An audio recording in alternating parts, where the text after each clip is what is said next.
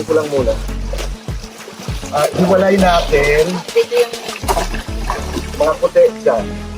Mga puti. Tanggalin mo yung mga, ano tawag dyan? Plastic dahil baka sabihin nila tayo nagbibenta ng brand. magkaibang brand. Pero ano madalas yung gamitin talaga? Yan. Ito naman, sinabi ko. Sinabi pa talaga. Kasi ko lang sabihin, Bobo, pag naglalaba ka, importante kung kukusot ka dito sa may mga leeg, dito sa kilikili, kasi yan ang dumidikit ang pawis, kaya dito ka nagkukusot.